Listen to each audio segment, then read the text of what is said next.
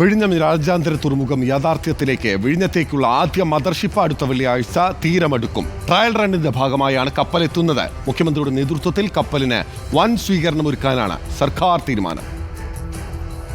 വിഴിഞ്ഞം തുറമുഖം കമ്മീഷൻ ചെയ്യുന്നതിന് മുന്നോടിയായാണ് ട്രയൽ റൺ നടത്തുന്നത്. ഈ മാസം 12-ന് കൂറ്റൻ മദർഷിപ്പ് വിഴിഞ്ഞത്തെത്തും. ബെർത്തിൽ സ്ഥാപിച്ച ക്രെയിനുകൾ വഴി കണ്ടെയ്നറുകളുടെ കയറ്റിറക്ക് നിയന്ത്രിക്കുന്ന പരീക്ഷണവും നടക്കും.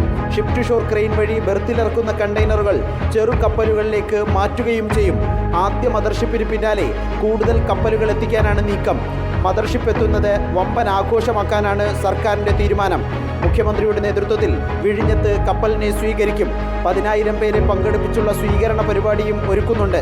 വിഴിഞ്ഞത്തെ പരിപാടിയിലേക്ക് കേന്ദ്ര തുറമുഖ മന്ത്രിയെയും ക്ഷണിച്ചു. പരിപാടികൾ ആലോചിക്കാൻ നാളെ സ്വാഗത സംഘം രൂപീകരിക്കും. തുറമുഖത്തേക്ക് ആവശ്യമായ 32 ക്രെയിനുകളിൽ 31 എണ്ണവും നിലവിൽ സ്ഥാപിച്ചു കഴിഞ്ഞു. പുലിമുട്ട് നിർമ്മാണം നേരത്തെ തന്നെ പൂർത്തിയാക്കുകയും ചെയ്തു. ഈ വർഷം ഡിസംബറിൽ തുറമുഖം കമ്മീഷൻ ചെയ്യാനാകുമെന്നാണ് സംസ്ഥാന സർക്കാരിന്റെ കണക്കുകൂട്ടൽ. റിപ്പോർട്ടർ, തിരുവനന്തപുരം.